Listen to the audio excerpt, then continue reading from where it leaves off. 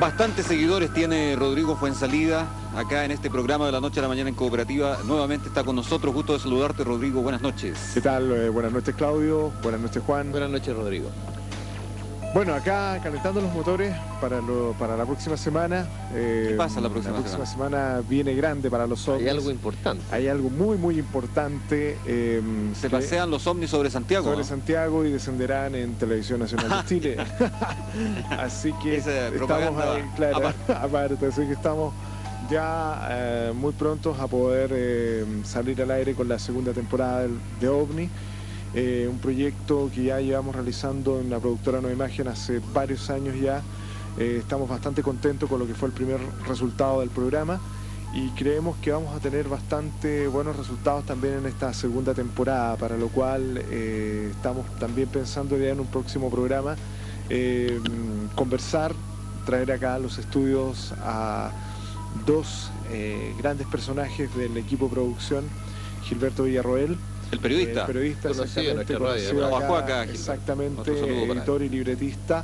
Y Rodrigo Moreno, quien es el director específicamente del programa, un director bastante prestigiado. Él tiene inclusive un premio como al mejor programa iberoamericano, que fue el Show de los Libros. Pero bueno, de esto vamos a hablar ya la próxima semana. Sigue Patricio Bañados, perdón, en la conducción, ¿no? Exactamente. Le dio una promoción a él. Exactamente, ahora están saliendo las promociones y tenemos cosas realmente sorprendentes. ¿No nos van a quitar audiencia?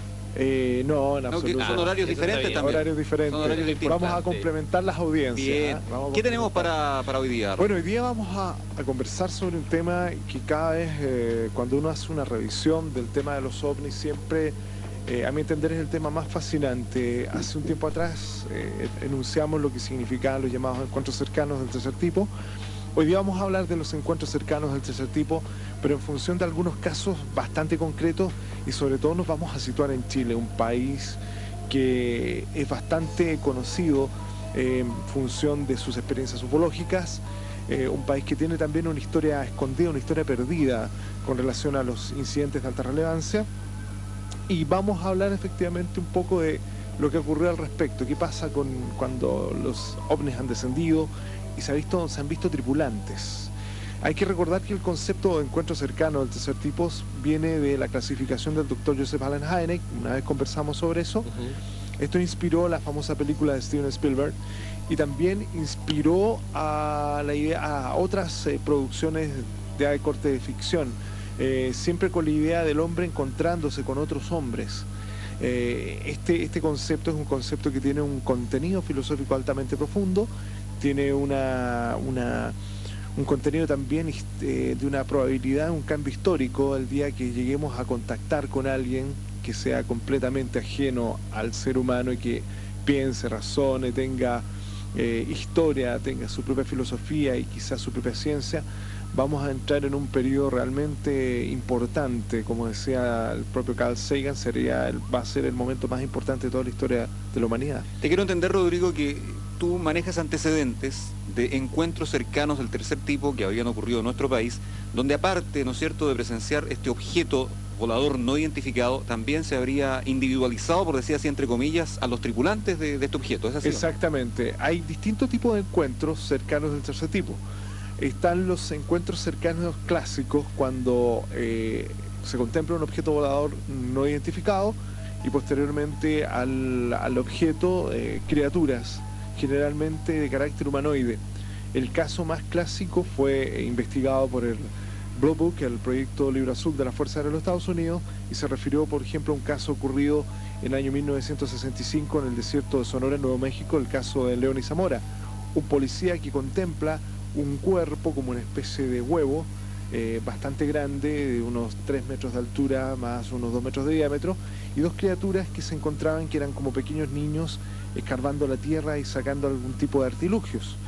Ahora, este caso, ahora vamos a descender a Chile, efectivamente. El caso de León y Zamora es el que da el punto de inicio a la idea que habían tripulantes dentro de los ovnis.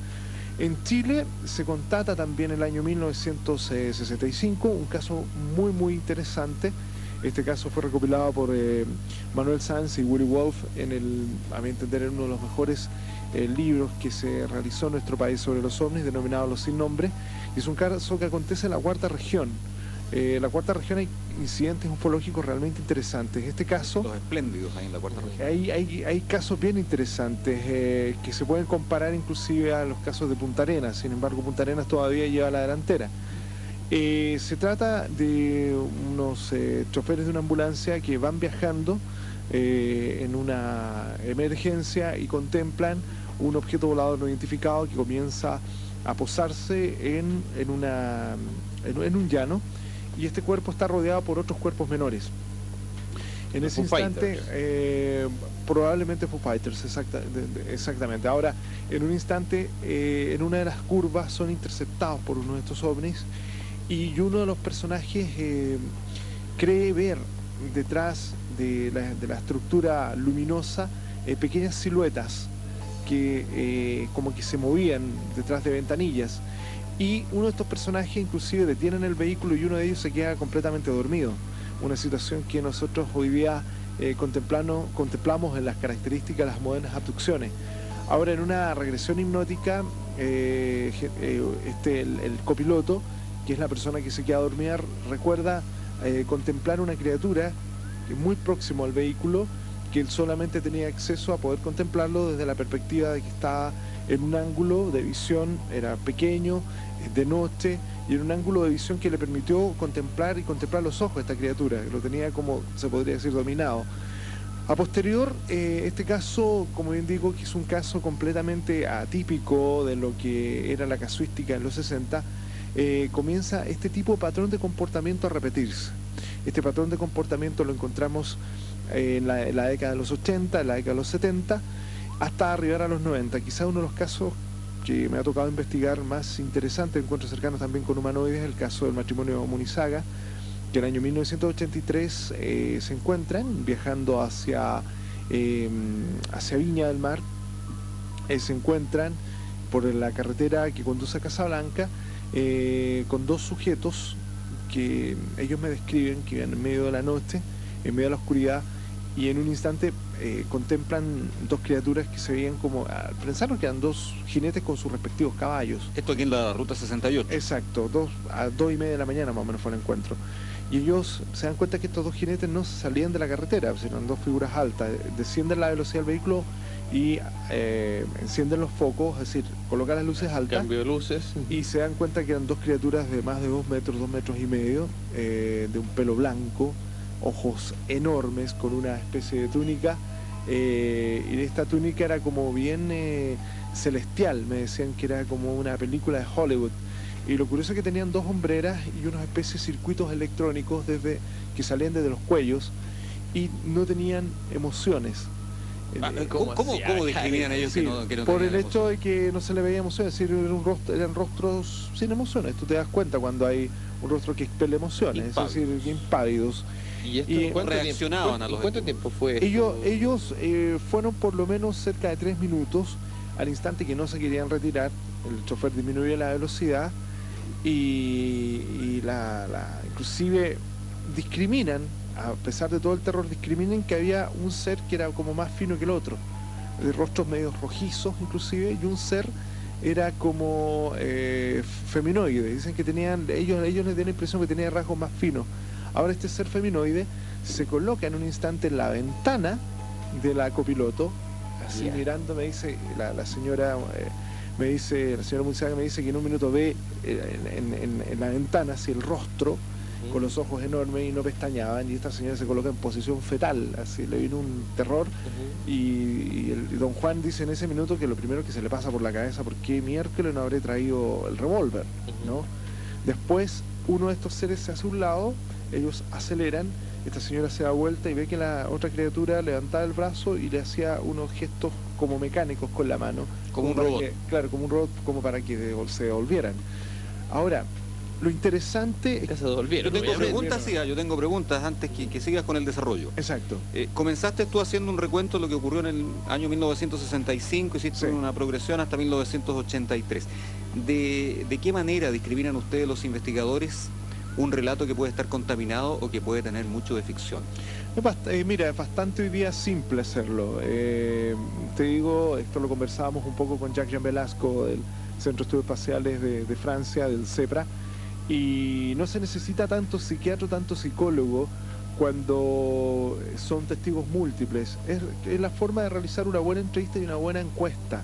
De acuerdo, pero... A través de una sí, entrevista sí. y una encuesta tú te vas dando cuenta por los tipos de preguntas, a veces se repiten las preguntas de manera distinta, tú vas viendo los niveles de contradicción.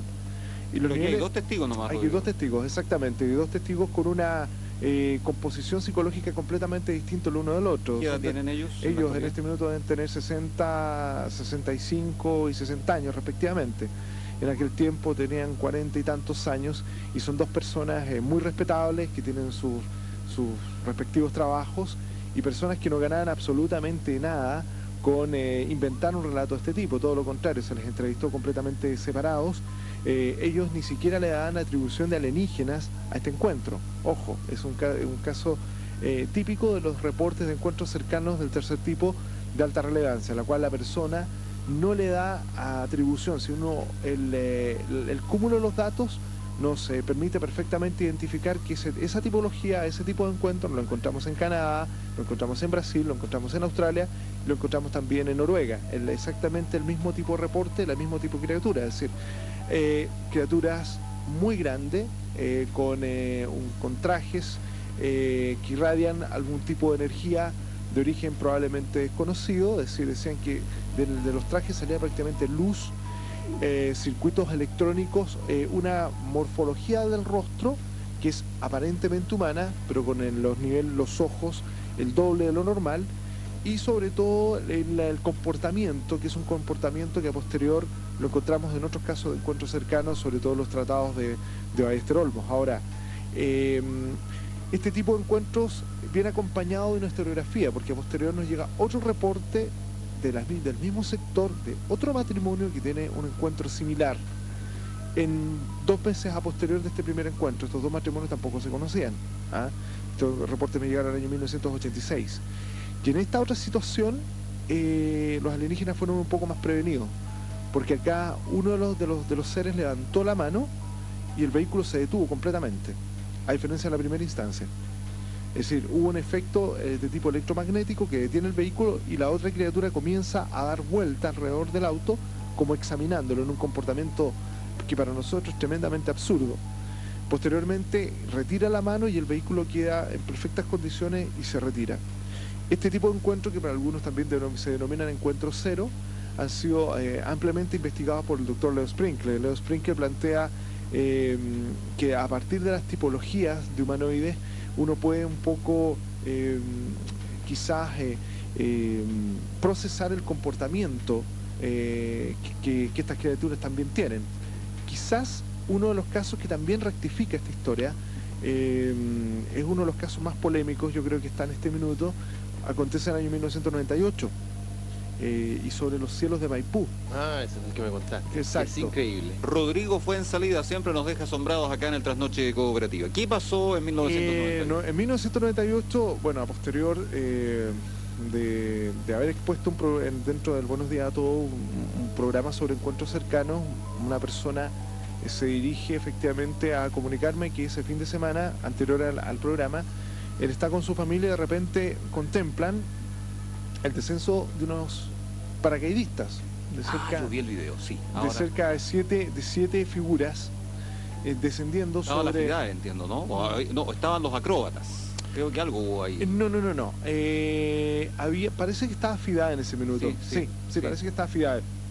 Pero era el descenso de 7 paracaidistas, pero estos paracaidistas, lo curioso es que ni siquiera abrieron, claro, ya los paracaídas no abrieron nunca los paracaídas.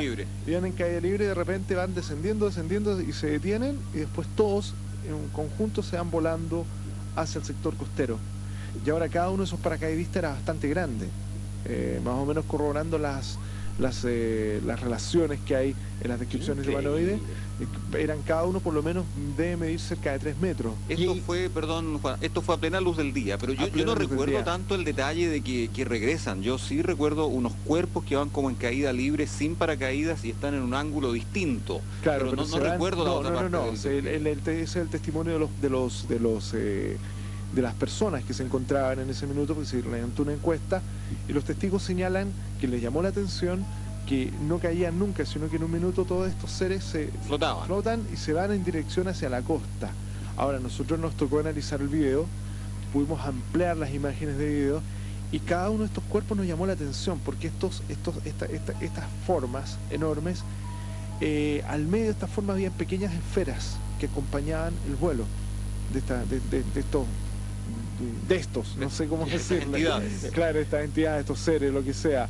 Habían pequeñas esferas que se asemejaban bastante a los Foo Fighters, pero iban acompañando efectivamente el vuelo, como custodiando, no sabemos qué pasa ahí.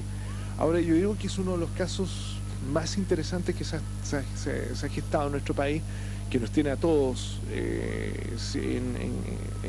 de cabeza. ¿Lo vio gente de la Fuerza Aérea este video? Sí, fue visto. ¿Qué explicación tiene? Impresionados, están completamente impresionados, porque imagínate llegar sobre nuestro espacio aéreo de esta manera, con esta conformación, no había ningún tipo de registro de vuelo en el área, ni experimental ni nada. ¿Esto, Rodrigo, lo mostraron ustedes en el programa Omni? En la primera temporada mostramos una parte del video, no mostramos el caso, mostramos solamente un fragmento del video.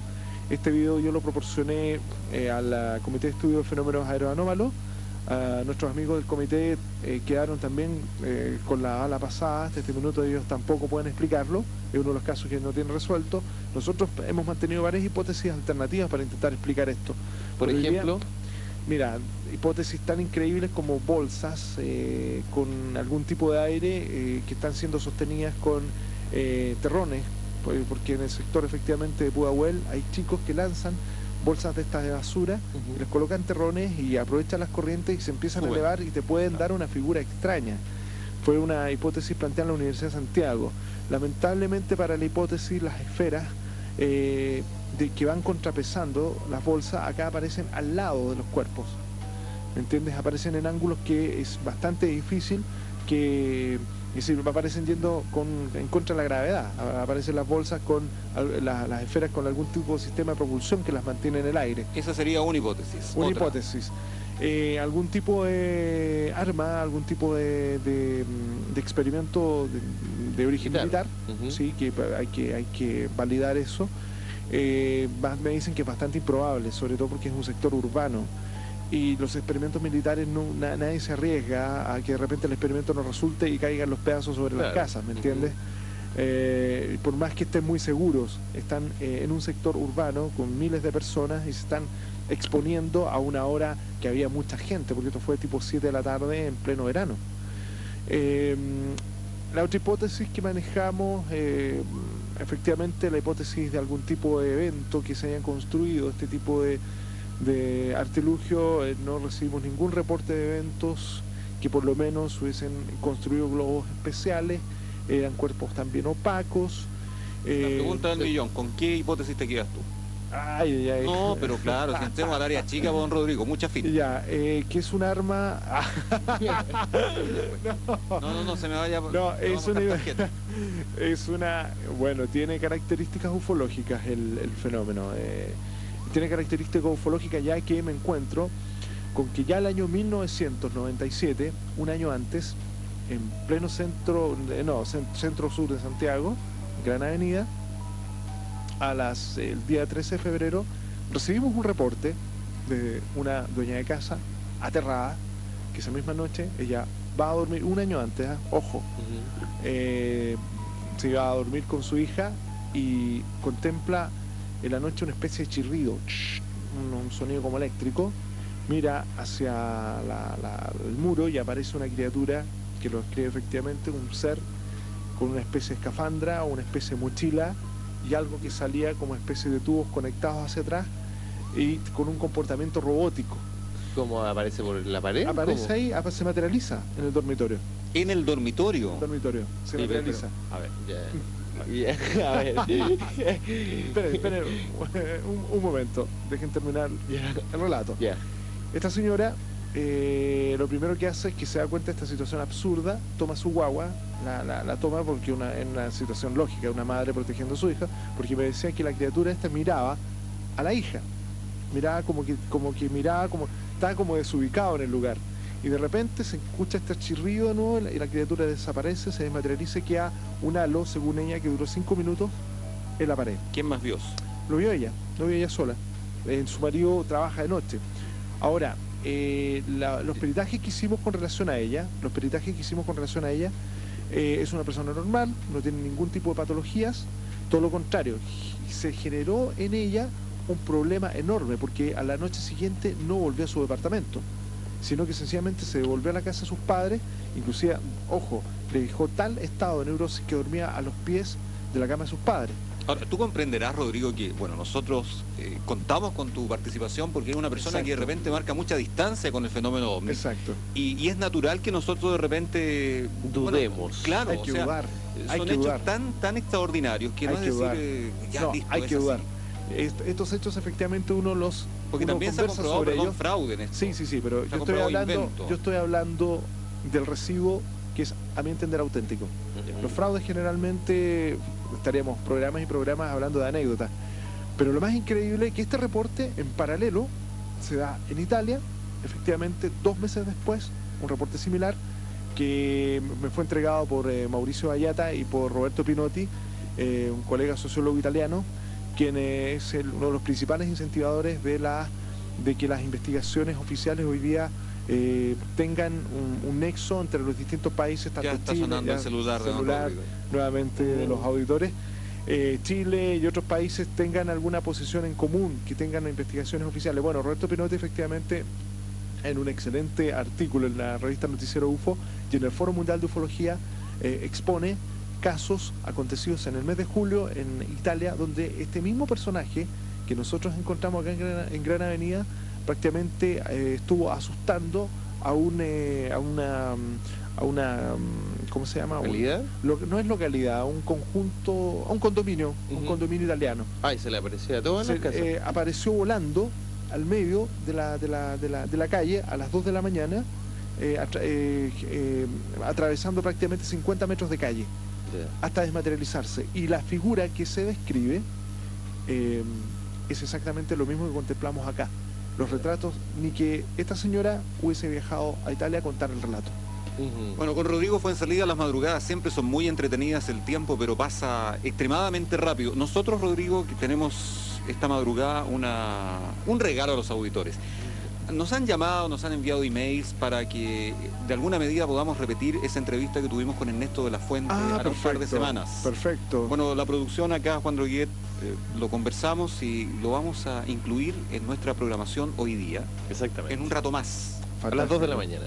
Vamos a Fantástico. tener Para que lo el escuche la recuento, el Fantástico. resumen de lo que fue esa entrevista con Ernesto de la Fuente, porque se dijeron cosas muy interesantes y también quedó un manto de preguntas que todavía nos está rondando. Fantástico. Te esperamos la próxima semana. Ha sido de veras un capítulo bien interesante el que hemos tenido, pero también quedó con bastantes dudas. ¿Para qué todas? Sí, vamos a ir aclarando estas dudas de estos encuentros cercanos. Inclusive yo estoy comprometido ya después de todo el vorágine de la serie en traer un testigo de un encuentro cercano entre ese tipo al programa. Lo vamos a traer. Ya estás. No es Álvaro Pachi que se anda pasando. No, Él viene a entregar las podríamos traer también a un alienígena, pero se está haciendo un poco más difícil. Pero bueno, gran exclusividad. exacto. Claro. Así que nos estamos viendo hasta la próxima semana. Muy bien, un agrado estar contigo, Rodrigo Fuenzalida. Ya vienen las noticias con Álvaro Pachi en el diario de Cooperativa. Y recuerden, en un rato más entonces vamos a recordar nuevamente esta entrevista que tuvimos con Ernesto de la Fuente desde un lugar de la cuarta región para este programa de la noche a la mañana en Cooperativa. Cooperativa.